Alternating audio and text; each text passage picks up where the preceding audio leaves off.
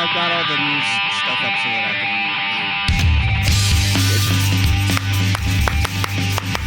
Gang hang, good morning. It's Saturday, and on Saturdays, I'm Matt Baum, that's me, and across from me is Mr. Joe Patrick. Say hey, Joe Patrick. Hey, Joe Patrick. There it is. We did it. We're the two-headed nerd. I thought I'd throw you a bone just this once. We talk about comic books on the internet. We talk about new comics. We talk about old comics. And then on Saturdays, because there's no good cartoons on Saturday mornings anymore, we get together with the gang and we gang hang in our Discord. And we talk about all kinds of insane stuff that happened in the world of comic books. We should probably start with the Peacemaker. We finished with Peacemaker, the season finale. So spoilers. Actually, real quick, I was just going to say, since we don't have any good Saturday morning cartoons anymore, we should see about getting someone to animate the gang hang. Oh. And we can be the Saturday morning cartoon. I love it. Whoa, boy. I love it. All right. All right. I totally love it. John Bunger doesn't have enough to do at work. It should be like a Nintendo Switch fighting game, though, with platforms where people talk and then they get knocked off the platform and someone else talks. Like Super Smash. Yeah, like a Super Smash Brothers type thing. Yeah. Like, I can't watch Gladiators, but okay. This is insane. Oh, There's no rules. Just like me smashing Matt in the face with a pommel stick. Yeah. It's great. I love it. Yeah, the joust. But Peacemaker, right, Peacemaker spoilers, ended this week.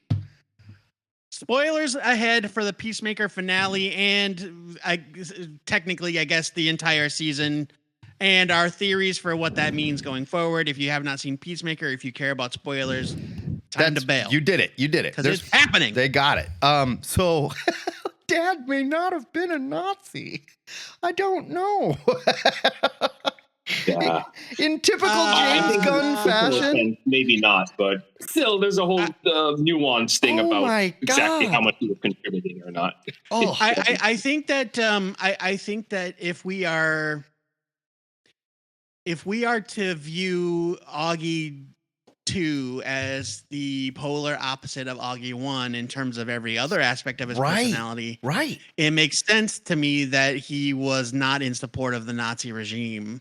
And he was just doing the best with the world that he lived in. And if that is true, then that is a fucking heartbreak. It's awful. But it's also, look, this goes back to all of that, like James Gunn pointing a finger directly at MAGA. Like, some of you are just pretending like it's okay and trying to muddle along. We don't think you're bad people, or whatever. But, ooh. Like, just as we were like, I loved it. Scene is like, he's not a Nazi. My dad's not a Nazi. And then instantly gets murdered by the vigilante, brutally murdered. Yeah. Sorry, funny. This is a light note, but he jumped through the window that wasn't smashed, even though there was a smashed window right next to him. But whatever. Yeah. And so this happened in last week's episode. Yeah. So episode 7. And then that kind of sets us up for the finale where they drag Chris kicking and screaming through the door one last time. And they mess up the brother really bad, but he lives. And then Chris turns the portal device over to Rick Flag Sr. And he says, I'm the one that did it. They came in to get me and talk me into stopping. I'm the one you want. And so he basically laid down on his sword for the good of the rest of the gang, and they did not get arrested, and he went to jail. So let's stop resetting it and just talk about it. I'm saying that sets us up for the finale, which was this week. The finale, while a good episode, there has been a lot of people that are like, what the fuck? That was it? Like, this is our finale? Some people divisive. Yes. Yeah. There was a lot of very harsh opinions of it. Even in our own Discord, but in general, I've heard some really harsh opinions about. You know what it is, and I kind of have my own, and not so much in the episode, I'll get into in a second, but why it's like this. The real issue is that Gunn hyped this up that this was going to be universe setting, right? And cameos and all this stuff, and you didn't really get that. if you were going in expecting that there was going to be like a world DCU setting. We got Lex. Well, you didn't really get that if you thought Hawkman was going to show up. Right. But I mean, we got Lex. You did get that if you were excited to see Otis again. And also, it seems like people were just like pissed that like Ultraman wasn't there or something, or like they were just like, "Where's my cameo?" Yeah. Yeah. And you got Lex, you got Rick Flag, we got several things from the DCU that are out there, you know. I think that I think people were expecting a big cameo. I don't think a big cameo was ever actually promised. No. What he did say was that it was going to push forward the agenda of the DCU, and whether you like the finale, the tone of it, the way they ended the story or not, that is exactly what the finale did. We got all sorts of stuff that pushes forward the DCU in the finale. Checkmate. Specifically, Checkmate. Fuck yes. Also, Salvation, which is the prison planet. And are you listening to that, or? Are you listening to Frank, I'm sorry that we cussed in front of your kid. Yeah, Frank. geez. Tell your harsh critics over there, Frank. Leo. Jesus. Hi, Leo. Was that Leo? You know that camera. He just literally walked in the room right after you did. So. Harsh critic of Joe Patrick over here, I guess. He's like, were you listening to that guy? So I think that this episode was successful in that it pushed forward a lot of the agenda of the DCU. It just wasn't exactly, it didn't live up to people's expectations of it. And a lot of that is on us, but a lot of it is also on Gunn. Well, yeah. For talking about how it was going to be this big, important thing. Yeah. And I think that's kind of what, like, was it a good episode? Sure. But it kind of felt like maybe the filler episode between episode 4 and episode 5 does something like this. And then we, go out with a bang. Something that I saw, and I know that other folks talked about this in our Discord, but something that one of our group saw online is people referring to the last episode not as the climax, but as the epilogue. Yeah. I think that was Joe Reynolds. And that is something that a lot of shows do. And that's what it felt like. Like Game of Thrones did that, right? Game of Thrones did that. Game of Thrones did it for 3 episodes. I'm not talking about the last season, but I'm talking in general. Where it's like the next to the last episode of the season is the one where the craziest shit happens. Yeah. And then the last episode of the season, you kind of exhale and go, well, now what? Right. Yeah. And that's kind of what this episode was. Can I say one of my favorite parts from the episode? Yeah. Please do.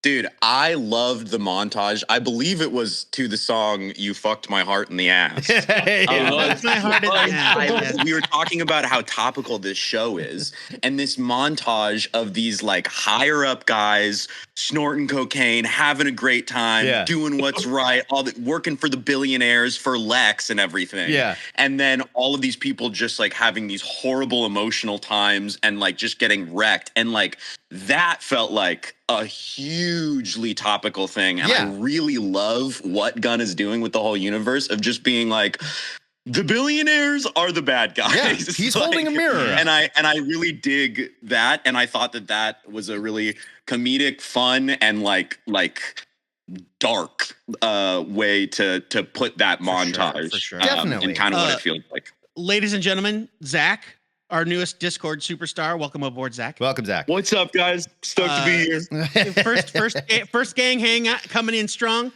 Yeah, I totally agree with you. I think, and people were also talking about how like, the Rick Flag of the Creature Commandos is nowhere near the same character as the Rick Flag of the Peacemaker show. And other people are like, are you fucking kidding me? In the Peacemaker or in the Creature Commandos, he sold out his team or ignored them and left them for dead so that he could have sex with a fascist. Yeah.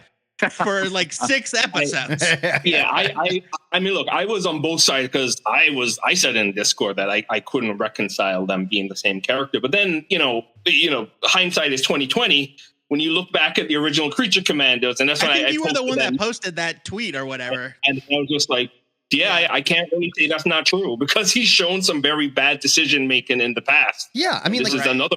He's a complex guy, definitely. Like he's mad about certain things and uses his power to push, forward his agenda while making it look like I'm also still doing my job. He's still serving some gnarly masters, whether he likes it or not. And I think he likes to pretend he's a good guy. He's not. Is it true? He's more selfish than he ever admit. Yeah. So. It's not like he didn't work with Lex in Superman. Right. He worked with Lex in He Superman. arrested Superman. Yeah. He freaking arrested. He said, "I'm sorry, I'm doing it," but he didn't. Right. The only thing stopping him from working with Lex this whole time is the fact that Lex got caught doing bad shit and got arrested. Yeah. So I don't think it's any stretch of the imagination to see this Rick Flag going and recruiting Lex because he is so single-mindedly focused on getting revenge on Chris for killing his kid. Yeah. And yeah, the most surprising thing about that for me wasn't that he did it. It was that they just let Happerson and Otis and the rest of Lex's dudes just like walk around like they weren't prisoners or anything. They're just like, all right, cool. They're back in their polos and khakis and stuff. Yeah. Anything to help our privatized prisons, man. Yeah. I mean, come on. Yeah, exactly right. Yeah. Hell, I don't even know if Otis went to jail. It doesn't look like he did. It doesn't. It looks like they just went and grabbed him. Yeah. Yeah.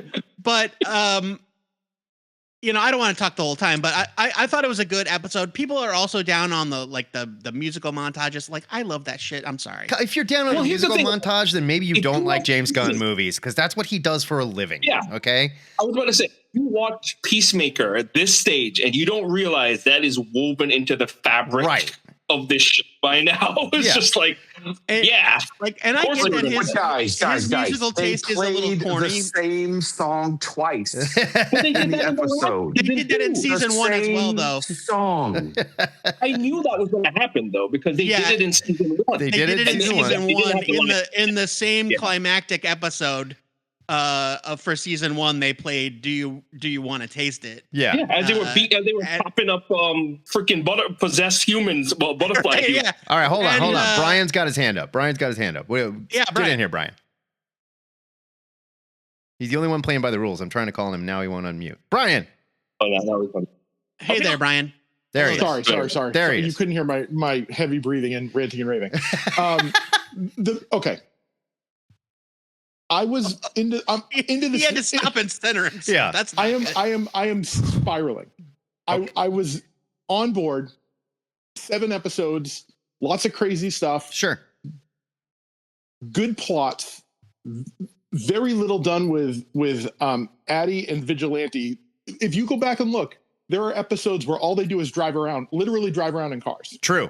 They're just driving around. Yeah, or the back of a van. Or the back of a van. Yeah. Like they're doing nothing. Yeah. Like they're doing nothing, which is a disgrace because I saw the actress in some random clip of doing some Shakespeare and it was like unbelievable. It was like some Shakespeare in the Park clip and it was just a coincidence. And she was so good and she's so talented. And James Gunn has her being like, I'm Chris's best friend. When that happened, I don't know. We don't actually see them become best friends.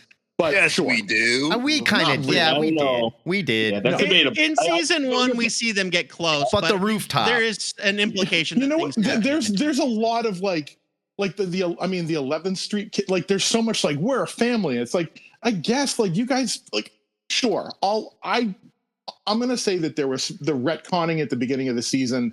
Sure, shored things up. I'll take it. I'm only going by the content of the episodes that I'm watching now. Sure, where these main characters spend the whole season saying, where's Chris? They're driving around. They're in this place. They're driving to this cabin. They're driving over here. They're wondering, like, they're not doing much, which is a disservice to these really great actors and great characters. We had to get Tim Meadows though to fill in all that space and say a bunch of offensive shit. Is the thing. So we're there's a lot of kind of padding, and some of the episodes early, like all the stuff with Eagly was interesting, but had the last like 3 episodes, Eagly is wandering around literally eating bologna. That is true. Like, they did a big thing with Eagly, a big setup, and then like towards the end, you're like, oh no, he's just still a fucking eagle. Was it? Because if this was just to give Mike Rooker like a job, like fuck it, I don't want that. I don't need him to be some like weird racist caricature on TV. Yeah. Playing some eagle hunter to find out that Eagly's the prime eagle, and then we never see it again. Right. Had they made him like he's Red Wolf, or something like make him a real DC cowboy. He was just like hallucinating. That prime eagle shit was all in his head. You know what, and Joe, maybe, but like I'm watching a 40 to 50 minute episode. Sure, no, I understand. And like in the podcast, they talk about how it is actually magic in the companion podcast. See, Gunn, he does that shit too, where he's like, where he comes in after the fact. I and he's hate like, that. no, the message, Superman, the message from Superman's parents is totally legit. Yeah, that's Star Wars. But he says that kind of stuff in interviews and on podcasts. It's like, James, this is all Star Wars bullshit. If you don't put it on the screen, it doesn't fucking count. Okay. Well, this is kind of where I'm going, is that we're kind of in a, like, season 1 was like a hungry James Gunn, doing what he needed to do, and this is kind of like, hey, somebody fucking rein him in, pull the story together.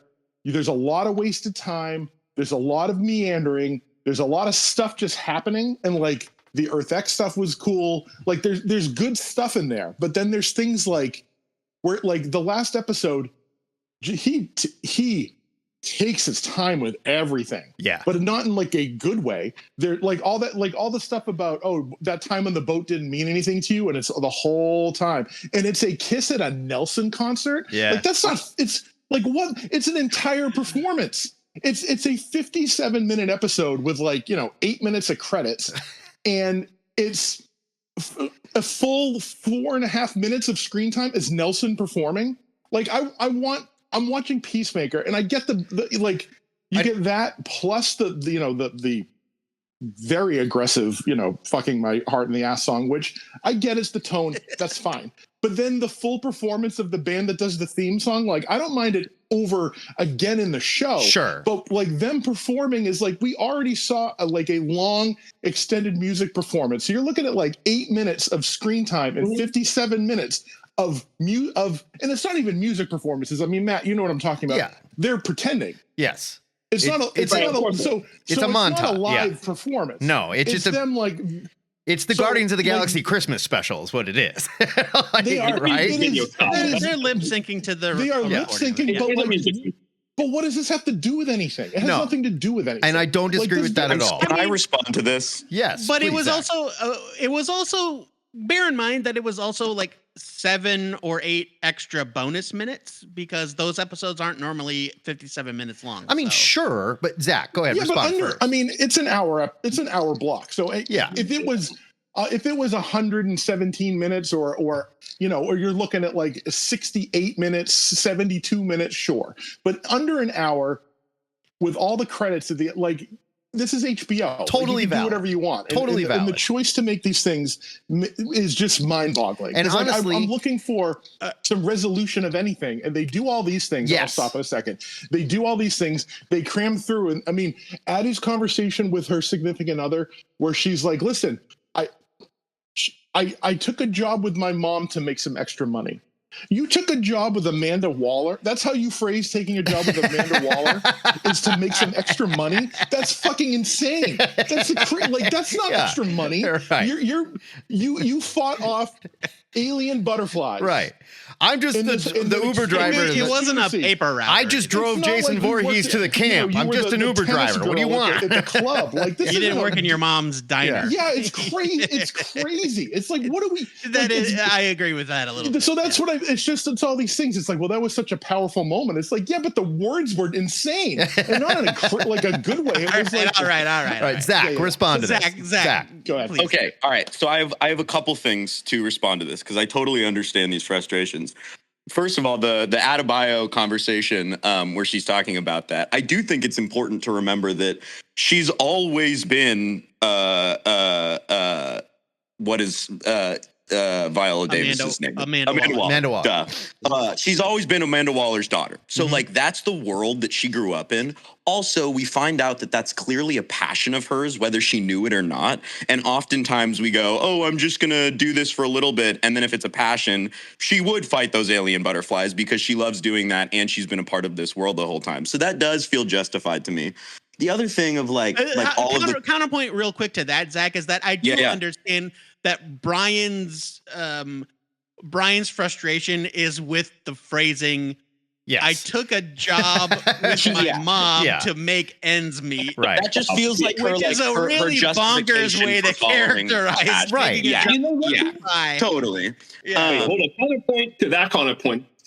Waller probably phrased it as like, look, we have this little thing that we just need you to do. I just need you to watch these fuck ups. Sure, but also I need you to babysit these fuck ups and let me know what they do. and not to belabor the point here, but if Jason Voorhees was my dad and he was like, son, I need you to drive me to that summer camp, I'd be like, I don't think that's a great idea, you know? Yes, but Amanda Waller in the eyes of the DCU is not a villain, blah, blah, blah, blah, blah. Sure. Anyway, Zach, please continue. Sorry. And then the other thing, like, you know, we were talking about like kind of the talking heads of it all and everything. And I do think I kind of knew watching this that a lot of people would probably have a problem with some of it. But I really enjoyed it because I did feel like it was moving the plot forward. And this was a season not about the fun comic booky stuff as much. It was about the relationships. And so all of the shit that James Gunn was talking about going down in this episode, it did like that. Like, we haven't talked about that one scene where Chris is in the hotel room and he's losing his shit. He's panicking.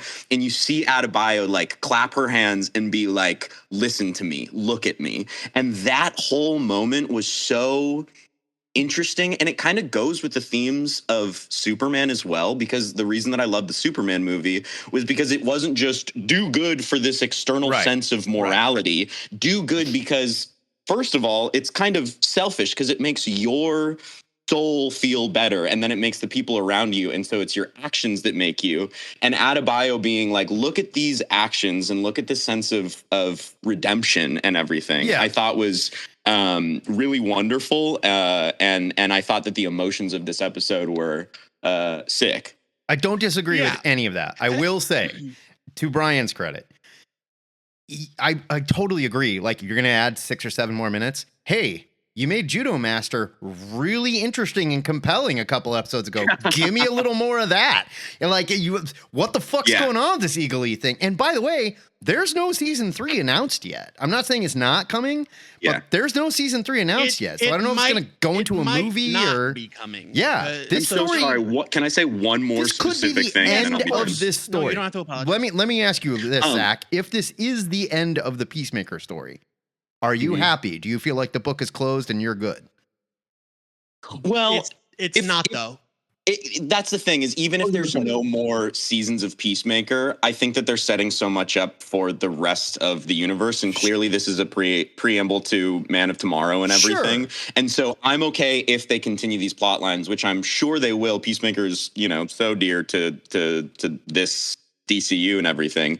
The other thing that I wanted to say real quick is about the, you know, you're saying like it was setting up the boat the whole time and then it was just a kiss. When I was watching that, I was like, oh my God, this whole time they've been like, they clearly fucked. And it was kind of like this, like more physical thing. And like, did us having sex mean anything?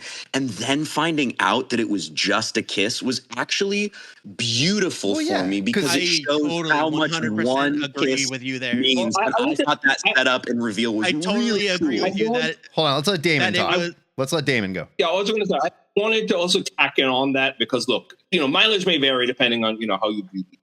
But you have to also look at it from Chris's perspective.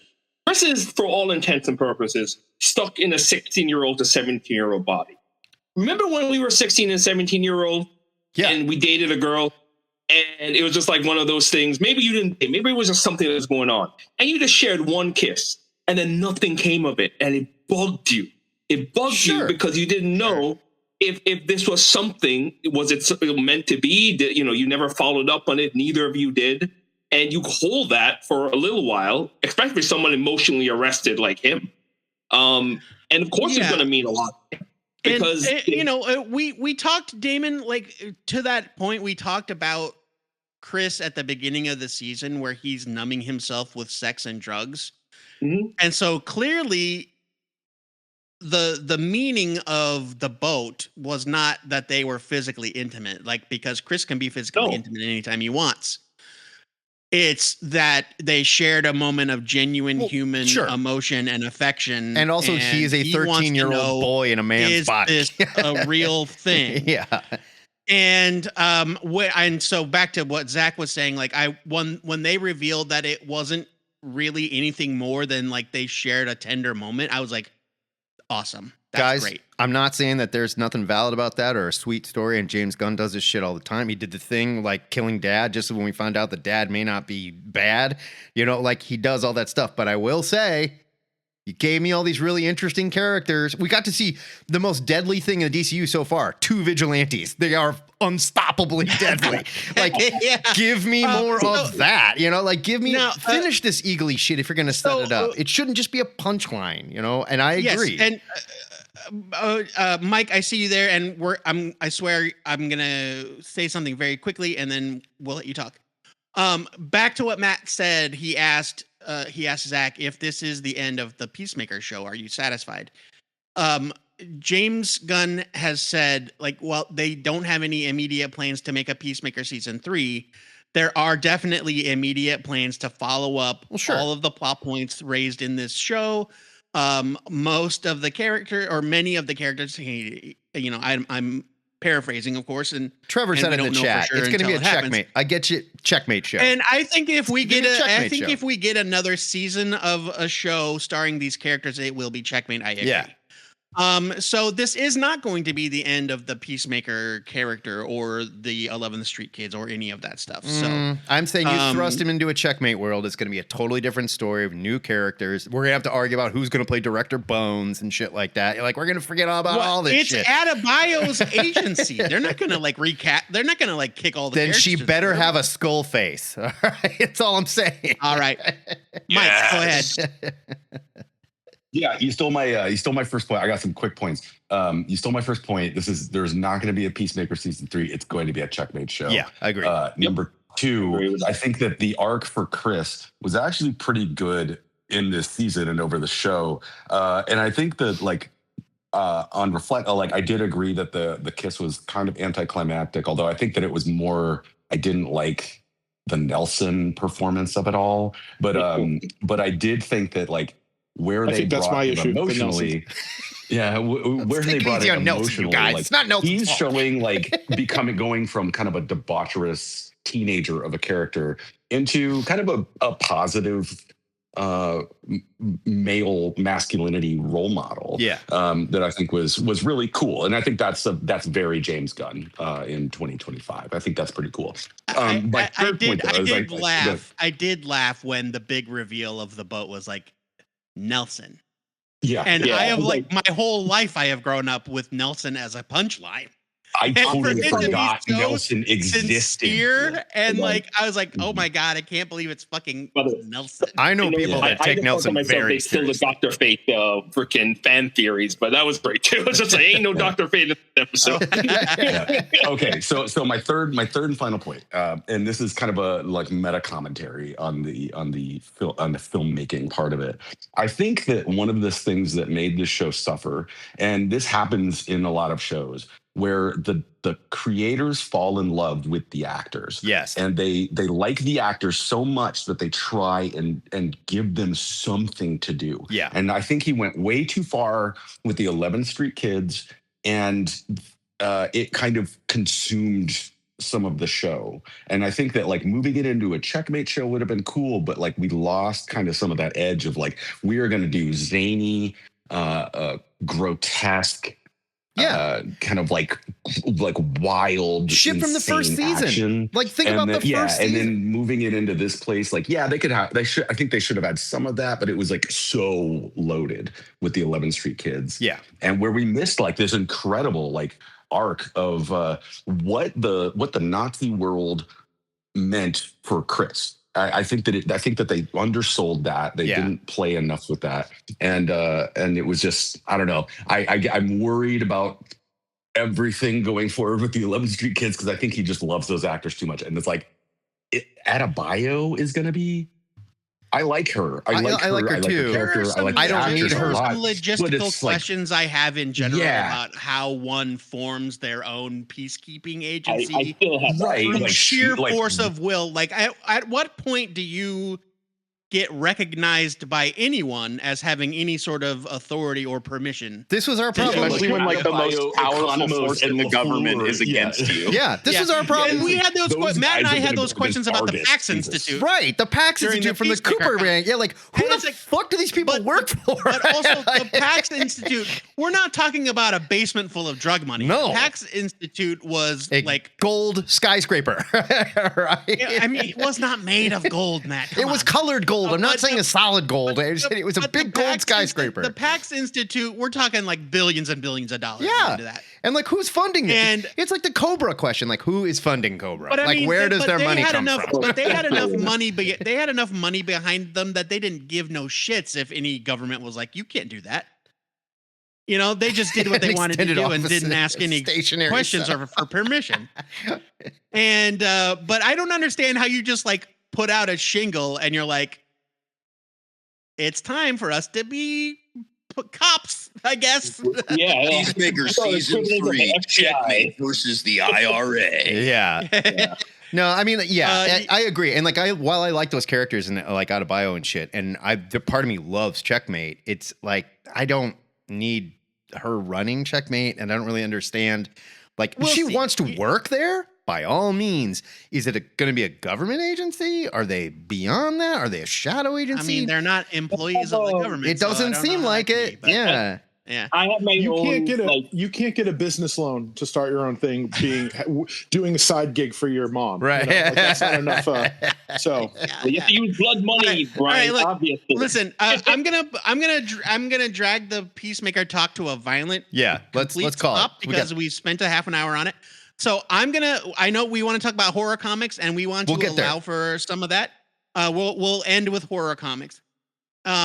New York Comic Con is going on right now, Yes. and there's too much shit to talk about that we need to address. First and foremost being the actual for reals with titles and preview art and everything return of Vertigo announced this week, just yesterday. Yeah. Yeah. Just yesterday. Thursday. DC announced 10. 2 days ago. DC announced 10 new titles for the Vertigo revival.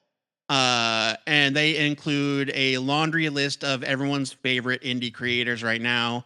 I'm going to rattle off the titles and the creators. You can read up on what the books are because that's going to Well, we don't need to rattle them all off. Like, it's here. Go to let's just talk about what we're excited about. 100 Bullets is back. Hell yes. Yeah, but 100 Bullets has come back before, so that's not a big. I'm not as excited about that as I am about a Dennis Camp Vertigo book. You know? Yeah. No, definitely. that 100 was so good. And I like the one that I think is the most exciting to me is the Ezra Kane series, which is going to be a series of minis that is sort of like criminal-esque in a way, which makes sense because it's by Chris Condon and Jacob Phillips. Nice. And Ezra Kane is an investigator in 1940s New York. And Brutal Dark. That's it. The Peril of the Brutal Dark. The first one is called The Peril of the Brutal Dark. Yeah. And they're all going to be, they've got very Knives Out titles, right? It's The Peril of the Brutal Dark, an Ezra Kane mystery.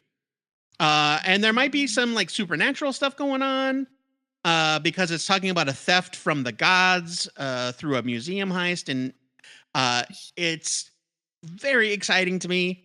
It only took 2.5 years to get Vertigo actually back. I swear they announced this at San Diego Comic-Con 2 years ago. They announced it a year ago. Was it a year ago? It feels like longer than that. No, just a year ago. But yeah, Tom Taylor, Dennis Camp, obviously Azzarello and Rizzo with 100 Bullets, Ram V, Mike Perkins. Bleh. Okay, settle down. The Ram V book looks pretty good. It looks fucking the Black Tower Raven conspiracy. Kyle Starks and Steve Pugh. And like, so these books look fucking great, dude. My favorite thing about this, if you just look at these covers, it feels like Vertigo. This looks like Vertigo. Like they paid attention and they went back and they went, okay, here's the old school DC Vertigo logo, like painted covers and shit. Everything's super creepy, kind of weird looking. And this Necretaceous book, oh my God, that cover kicks ass. Oh yeah. Zombie dinosaurs. Yes. And they don't all look the same. That's what I'm stoked about. Yes. Like there's something for everybody, and they all follow, like they all feel like Vertigo, but they all don't feel the same, which I'm stoked about. Exactly. And that was, and I'm not going to go into my whole Black Label rant, but that was part of my Black Label that I didn't understand. Vertigo, I understand. It is anything goes. It's creators telling stories. Let's have a good time. And I want to interject for 1 second about these covers. I'm looking at them, and I think the reason why you're like, they look like Vertigo covers, it's the colors. Yeah. It's the I was going to say it's the colored. big Vertigo logo on the. Well, that's that too. But yes, but it's the colors. It's like it just draws you back to that. Yeah. That really unusual experimental way that they presented these comics back. Lots of black, bright reds. Like look at me on the stand. Amazing. I am weird. Pick me up. Great. It's a juxtaposition of moody darks with like neon pops. Yeah. Too. Yeah. The crying doll cover. It gives a gritty like noir, like neon city, like neon streetlights and stuff. Yeah. Well, and it's not even just the neon, right? Like, because this Black Tower book, this Black Tower cover is black and white. But then there's this blood red. Yeah. And then the 100 Bullets cover, also black and white and blood red. And it's like the use of color is excellent. And that's a great point, Frank. I am thrilled to have I want to talk about Matt's point there about Black Label, because the dude won't shut up about it. It never felt like a thing for 10 fucking years. It just never felt like a thing. They ended the Vertigo panel with a Black Label announcement about this Swamp Thing 1989 thing. Right. Yeah. So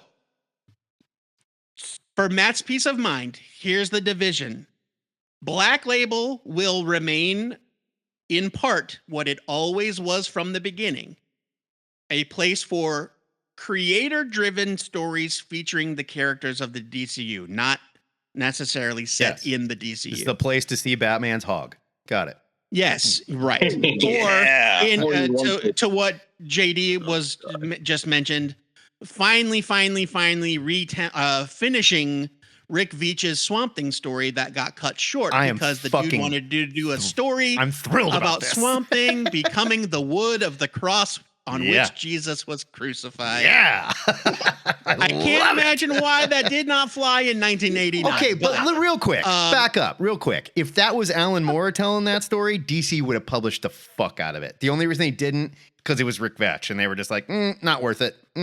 If the name was bigger, well, also 1989 was pre-Vertigo. I think that if it had been pitched a few years later, once Vertigo was a thing, they would have been okay with it. Maybe. But at that time, they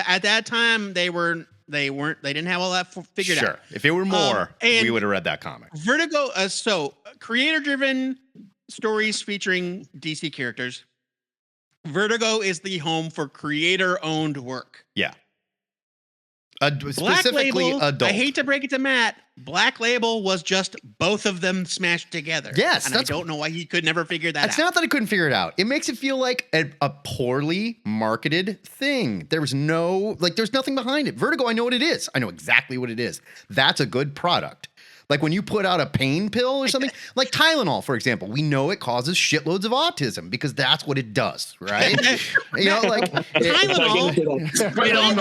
is a pain reliever, it's right on the fucking bottle, and a fever reducer, 2. Yeah. Black Label was a place for creator-owned work. I get it. And creator-driven stories. I get it. And I'm done talking about it. This is not the story. 2 things. Vertigo is back. 3 things, because Batman's hog. Yes. Also Batman's hog. Yes. Batman's hog, and also Batman's hog also causes autism. And also stories that are. It was circumcised. I believe, JD, it's called hogsism. And don't forget, these are DC stories for characters that you're not going to see in the regular DC universe until they become part of the regular DC universe for one reason or another. So, fuck you, Black Label. Autism. Fuck you. That's all I have to say. Right? But Vertigo is back. Go ahead. Can I say something Please. about? So it's really you say it's a marketing thing, and it is marketing because it's not the comic production.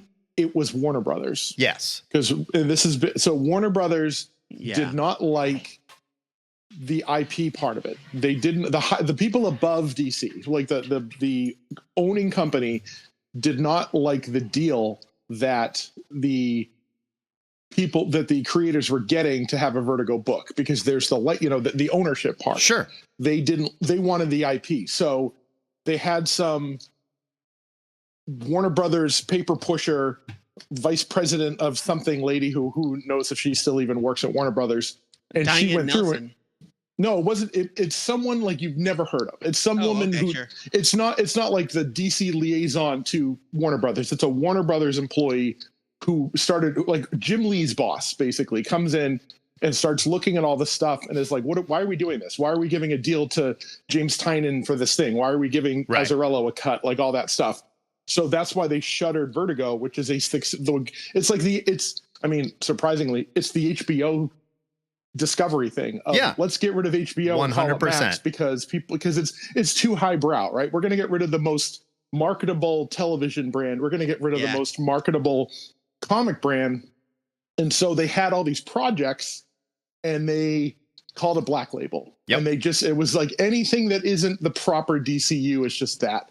And it's a little confusing if you care, but it's just books. It's just whatever it is. And that way they can do, you get they probably told Azzarello, we need to sell some books. And he's like, how? And I mean, who knows if Azzarello wrote the penis or if it was just Lee Bermejo was like, I'm going to draw a big hog. Like that's like in the script.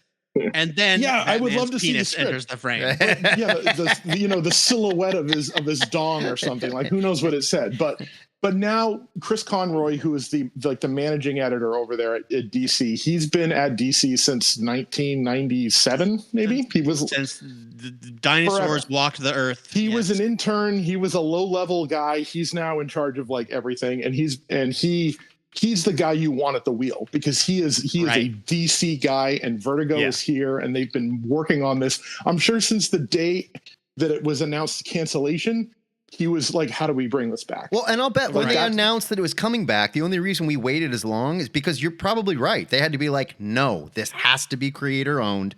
We have to give them this deal. And Warner Brothers like, nah, we don't like it. Well, but you need the lead time too. I mean, it's a year out, but like, because they announced that Starman book, like what, a year and a half ago, 2 years ago. Right. And Tony Harris is drawing it, but it takes him 1,000 years and it's going to be Black Label because it's not a monthly book or whatever, but it's just going to come out when it comes out. It's also not creator owned.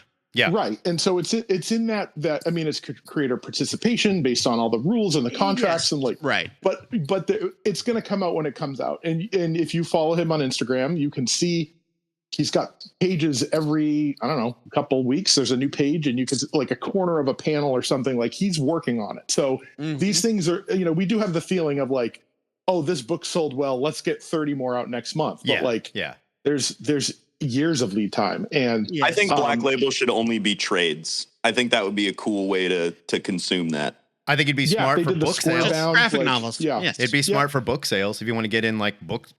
I mean, like not that bookstores are a big thing anymore, but I mean, the real reason why it's comics and trades is because then they can have their cake and eat it too. They sell a lot of people will buy the comic, and then a lot of people will buy just the trade, and then a lot of people will buy the comic and the trade. Sure. And so, you're making your money once, twice, thrice. So the good news is DC Vertigo is back, and we're happy about it. But there's more DC news to talk about. That is but hold on. Wackier. We're gonna do some quick hit. We're gonna do some quick hit stuff because I know we want to talk about horror comics and we're running out of time. We're gonna get there. There's a new Wonder Man trailer. It's fucking awesome. Cool. They're leaning into the idea that Wonder Man was a movie in the 80s or the 90s, and he looks like the comic book Wonder Man, down to the shitty green and red Christmas costume, and it's wonderful. There's going to be an Absolute Catwoman miniseries. Looks great. It'll be great. Her origin. It'll be great. By Tiny Howard and Babs Tarr. All right, it's fine. It'll be fine. That's something else. No, Scott. That's something Snyder's else. That's something else. Sorry. Yeah, Scott. This is by Snyder. Yeah, Snyder. We have the red jacket and the turtleneck.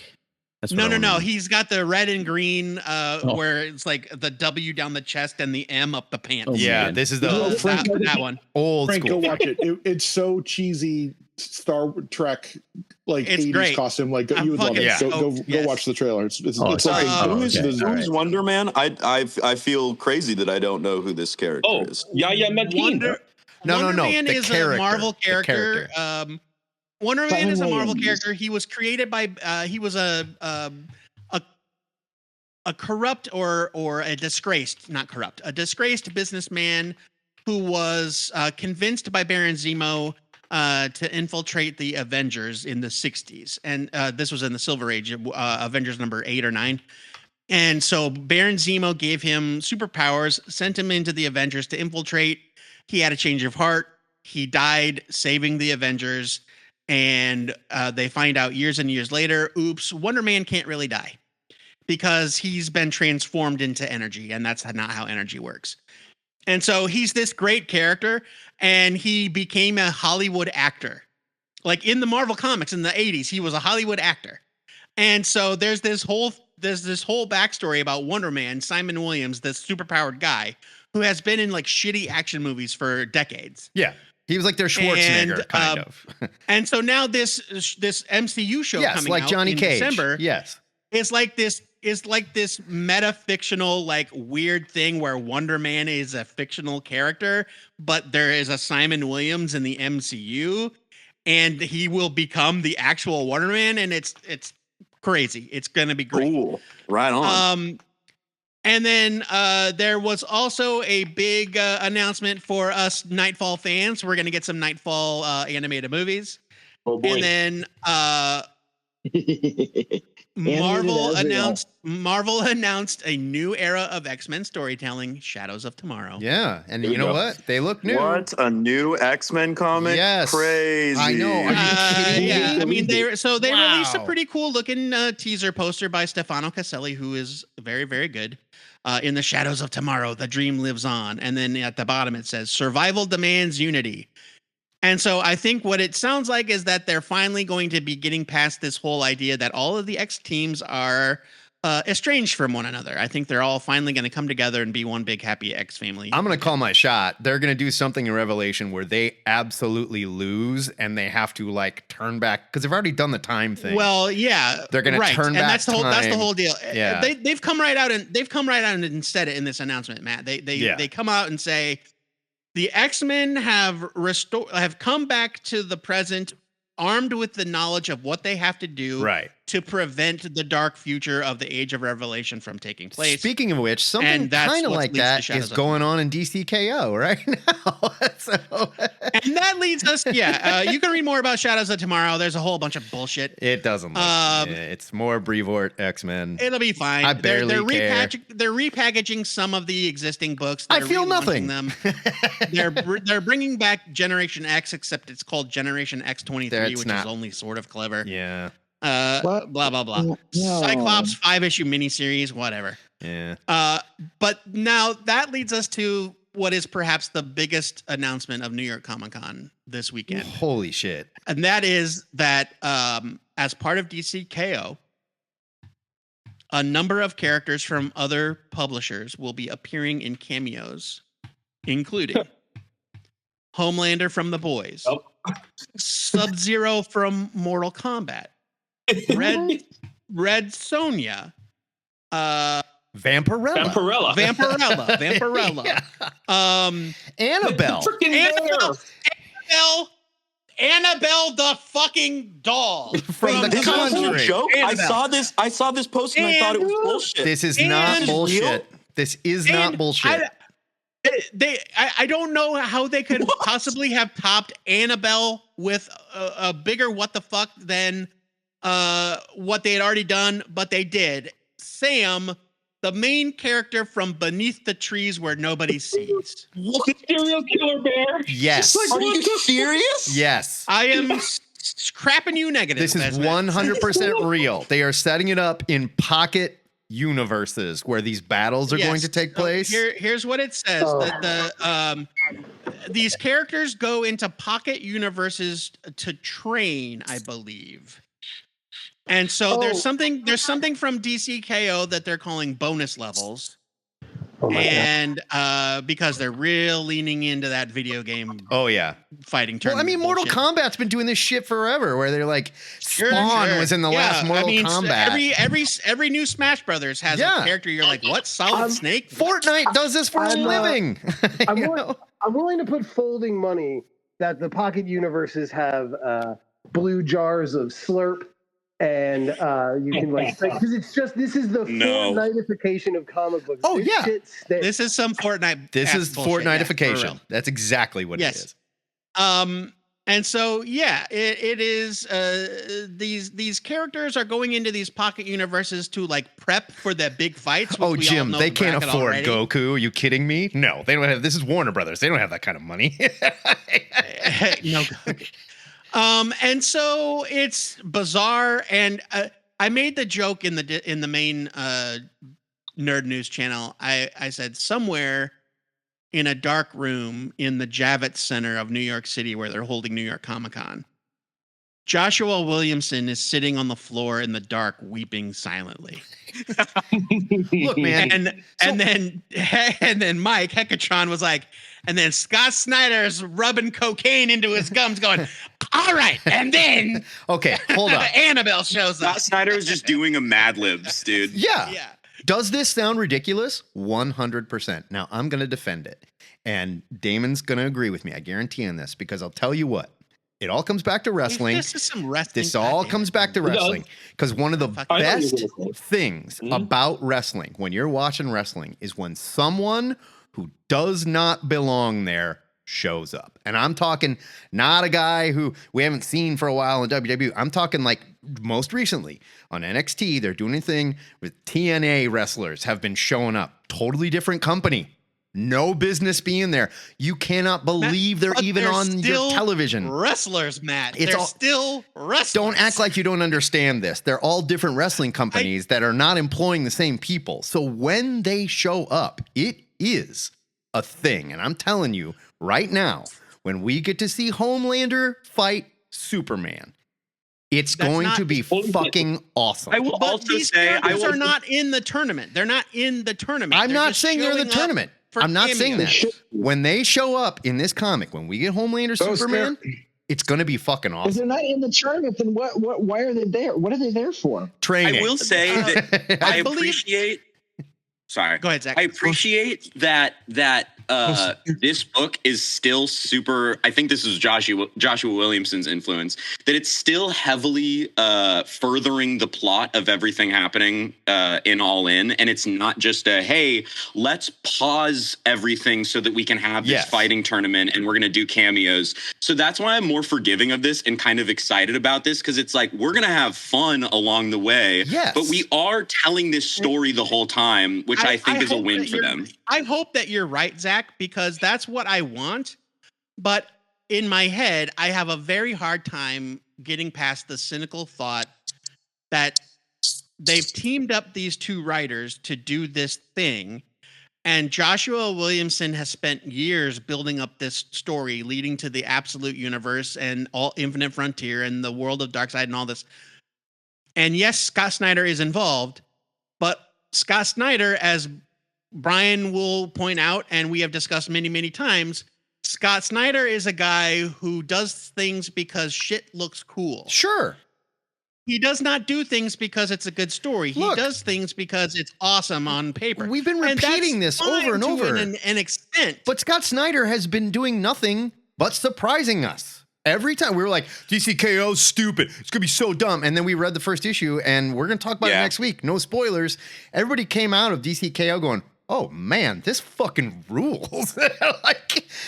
I mean, that's a spoiler, and I don't know if I agree. I think this is going to be stupid fun. And I think they have to, they know exactly what you're thinking. So they can either handle this well and prove you wrong, or shit out a bunch of cash grab, stuff, that they have not been doing so far. Why? I just hope it doesn't turn into a fucking Death Metal 3, dude. Oh, That's my only hope. That's my fear. 100%. 100. I am scared of that, but I do share Matt's hope, and I'm riding that hope. And like JD just pointed out, pointed out in the chat, like we're yelling about this, like, oh, Homelander and Sub-Zero and Annabelle are going to show up.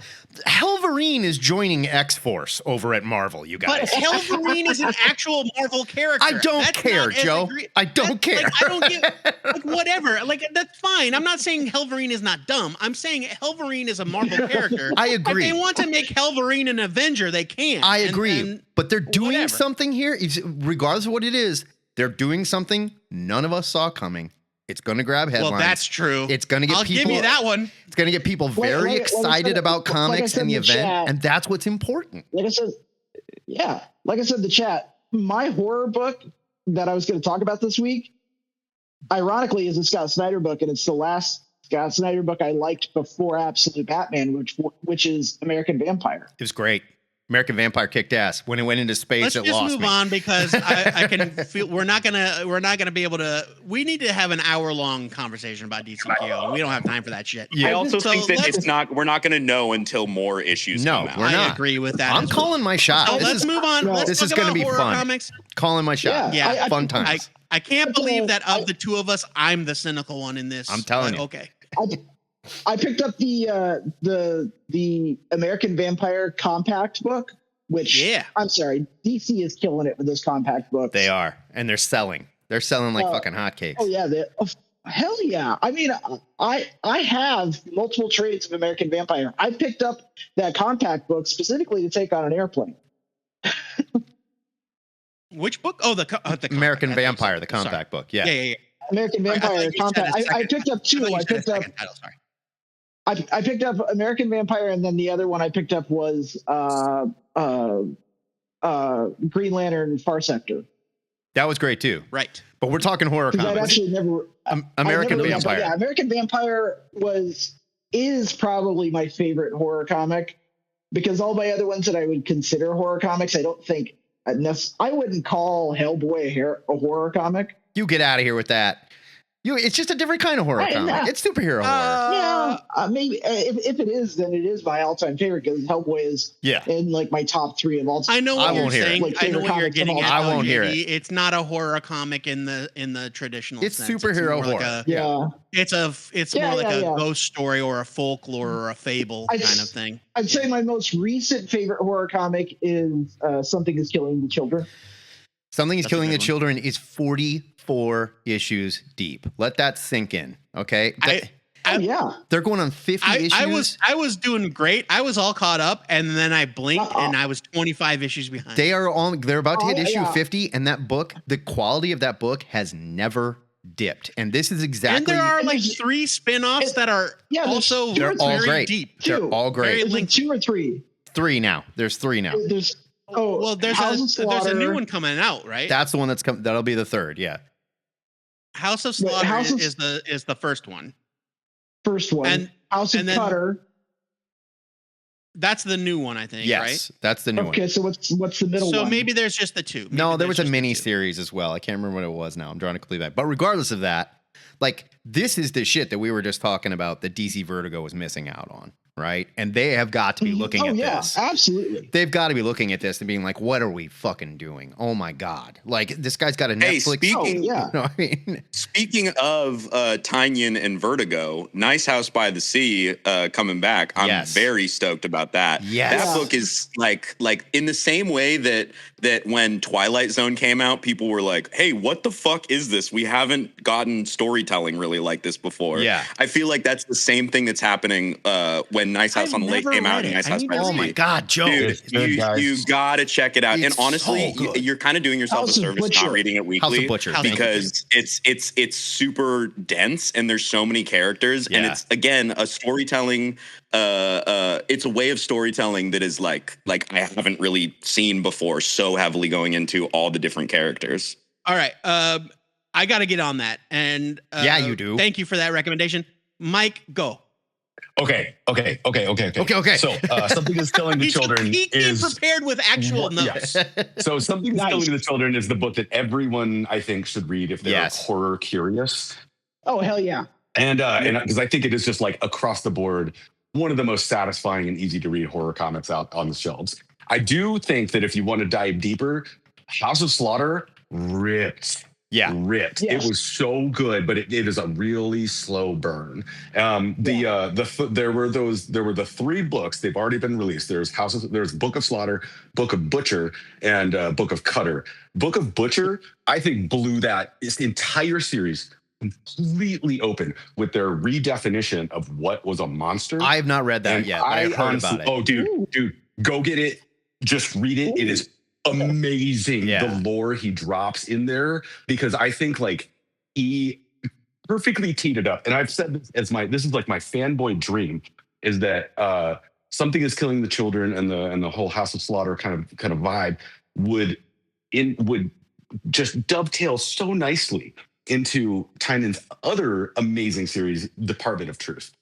Yeah. And Department of Truth is, I think, pound for pound, the best book I've read since I read like Hellblazer and Sandman. I think it's incredible. I think it is just so visionary. But if you want a spooky story that I don't think you really need to know much about the whole Department of Truth storyline. The recent series where they did The Hat Man, perfect 10 out of 10 horror story. I fell so far behind in Department of Truth. Incredible. Just go read the Hat Man stuff. Okay. It is so good. It's like 3 or 4 issues. Perfect. And it has the artist from House of Slaughter. So that's a bonus, because he really does like disaffected youth. Like the look of disaffected youth is so cool in that. Okay. Hot take and bold claim. Real quick. My other favorite. Go ahead. I was going to say real quick before you move on. Hot take.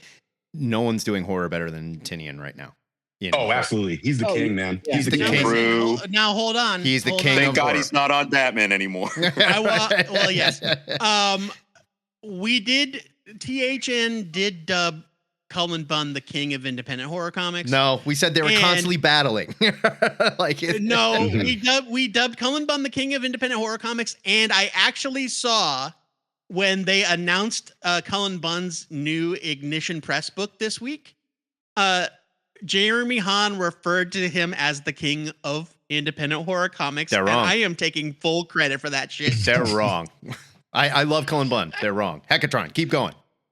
Okay, Ice Cream Man is I was going to ask about that. Pure psychological horror. I really would love to do a book club on Ice Cream Man and just bum everybody out. Let's do it. Let's do it. Let's set up a THN book club room and we'll do it. And people can assign books and we'll go, this month we're doing this. This month we're doing this. Let's do it.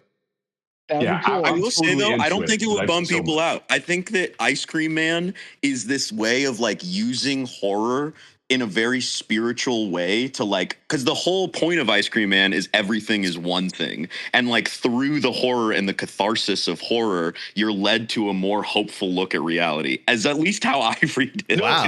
That's exactly the magic trick that book pulls. Like it is at once the most depressing and like soul-killing book that I've ever read, but it's also completely life-affirming. It has completely like changed my outlook on a few things. And I am so sad that I'm caught up because I don't get to just mainline W. Maxwell Prince's stuff. Also, I wish that they came out with those hardcovers. The rest of them, they only have that.